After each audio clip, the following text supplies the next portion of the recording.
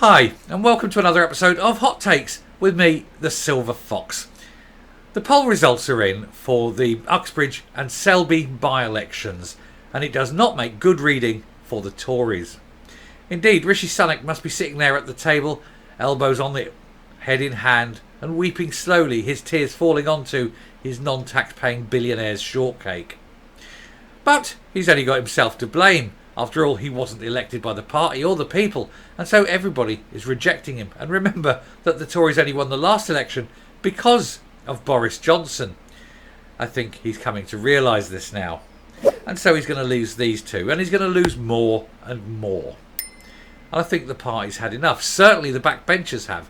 They know they are finished because of him and his policies, and there is going to be a whispering campaign that maybe it's time for him to go now, to give whoever is replacing him time to lead the party into the next general election. There is, of course, only one man who can do that. Even he, should he come back, couldn't save the Tories. He could only reduce the loss. And to be honest, that's as much as they can expect. Anyway, we'll take a look at this article, see how badly it's going, and see why Rishi Sunak must be thinking it's maybe time to use his green card and sod off to America and leave all his troubles behind. Although he better pay some tax before he goes. Here goes. So storm clouds gather for Rishi Sunak as polls show Labour is set to romp to victory in the crunch by-elections in Boris Johnson's old Uxbridge seat and in Selby and Ainsley.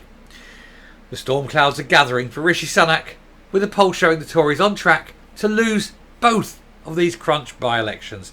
They were ones that a few years ago they would have been expected to win, but how the times have changed.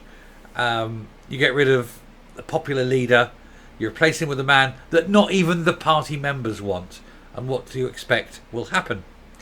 Anyway, storm clouds are gathering for Rishi Sunak, with the polls showing that Tories on track to lose crunch by-elections, as we've said.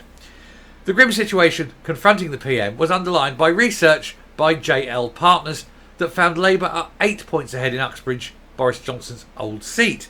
A seat that were Boris Johnson to stand again, he would probably win. And that would be a very astounding thing for Rishi Sunak to realise. But of course he won't realise it. He's got a fixation about this. Meanwhile, the Tories are apparently trailing by 12 points in Selby and Ainsley, a Yorkshire stronghold that they had been optimistic about holding on to. When even a Tory stronghold in rural Yorkshire, noted for being sort of very blue, these places, and you can't hold them, you know you're in deep trouble. And he's in massively deep trouble. The contests are due to take place on July the 20th, along with Somerset and Frome, and the Lib Dems bullish about seizing that prize.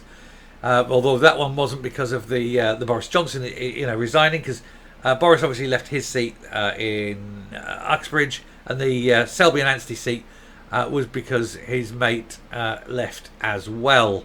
But now, of course, you've got this one down in Frome because of, let's just say, touchy feelings in a bit of Colombian. He had to go, so there's another one, and they're likely to lose that. If Nadine goes, there's another one in North Bedfordshire. That's likely to go to Labour as well.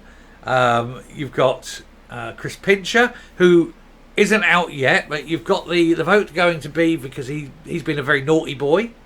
And again, touchy-feelies. What is it with the touchy-feelies? And he's going to get probably an 8-week ban, which will lead to a recall petition and then ultimately a recall election. Everything that can possibly go wrong for Rishi Sunak is going wrong for Rishi Sunak. And that makes me think that he may well decide to quit and sod off to America, because I don't think he's got the balls to stay and stand and lose an election and become a losing leader, because that would be the ignominy of being a losing leader. He may make some excuse about leaving early for personal reasons, and then handing over the poison chalice of the leadership of the Tory party to whatever fool takes it on afterwards. Please be Jacob Rees-Mogg, just simply for the fun aspect. Anyway, the JL Partners poll for the campaign group 30 Degrees reported in the Standard and it suggested that Labour's Danny Beales has 41% support to 33% for Conservative candidate Steve Tuckwell, which is what you do when you're a man who wants to pretend to be a lady. The survey was carried out between June the 26th and July the 4th with the views of only 500 respondents, weighted to represent the wider population. Downing Street has been hoping that the furious row over Sadiq Khan expanding ULEZ could save the constituency. But it isn't going to. It is completely not going to. And although he did have a bit of a bashing in court, which I made to do the follow-up video on that, which reminds me I will. Anyway, all constituency polls come with a health warning as the samples tend to be smaller and more difficult to make represent the wider electorate. Yeah, when you've only got 500, it's literally guesswork. You need sort of 1,500 to 2,000 to be specific, particularly accurate. But there have been worrying signs for Mr Sunak as the Tories' national support slips back amid soaring mortgage rates and party infighting. This is the Tory policy of deliberately handing everything over to the banks to push for the globalisation, that we'll all end up owning nothing and we'll be happy. They're doing the debanking. The banks are allowed to hold houses that they repossess. So, we'll put the interest rates up. You can't afford the mortgage. You default. We'll take your house. But we'll let you live there. But you have to pay us rent now and you'll never own the house again. So it's rent for the rest of your life rather than just a mortgage until you pay it off. That way we control you, because if you don't think the way we want you to think, we can throw you out of the house. Mass control. And it's coming. We need to fight it. Anyway, as things stand, Labour are set to win Uxbridge, said James Johnson of JL Partners, although he added that it's not inconceivable that the Conservatives could narrow the gap in coming days. Narrow maybe, they aren't going to win it. Where are we today? The 7th, so we've got 13 days, just under 2 weeks. Yeah, well no, it's going to be tight.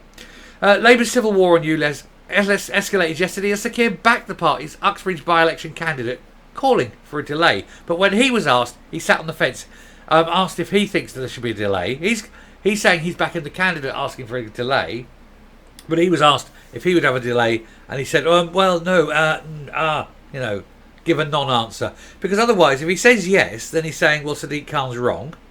Sadiq Khan being Labour mayor, okay, not backing his own man. And if he says no, then he knows he's going to alienate everybody in Uxbridge. So he did what any wise politician does. He showed his yellow belly and refused to answer. Anyway, Sir Keir said Mr Beales was right to raise concerns about the controversial expansion of the charging area, but he didn't go outright say it was wrong or it should be delayed. The comments risk inflaming tensions with London Mayor Sadiq Khan, who has stubbornly refused to rethink the plans despite a mounting backlash, although it is going to court and he may lose out, in which case it's done and he'll be finished as a mayor. Earlier this week, Mr Beales used a hustings event to perform a U-turn and attack the extension of the £12.50 a day levy on the worst polluting vehicles from August. Now, I would suggest that surely there are no, quote, worst polluting vehicles. You have an MOT test. And if you don't pass the MOT test, then fine, you lose, can't drive the car. But if you pass the MOT test, then you can drive because emissions are part of the test. Why should you have a test for London that is higher than the national MOT test? Government have said that this level is fine. That's their example. So ULEZ is nothing to do with clean air, and it's got everything to do, of course, with money. Anyway, and that's all everything comes down to. So yeah, getting back to it though, basically Labour win, Tories screwed, Rishi Sunak sitting there thinking he's got no chance and it's about time he buggered off and went to America with his billions and his wife and, before they have to pay tax on it, I suppose, and leave us alone, which would be great. And then hopefully we get someone in who's actually elected, and that'd make a change. Then we'll stop there and come up. Kind of went off on a bit of a tangent on that one, talking about the ULEZ, but it's just something that annoys me. It's just one of those little things.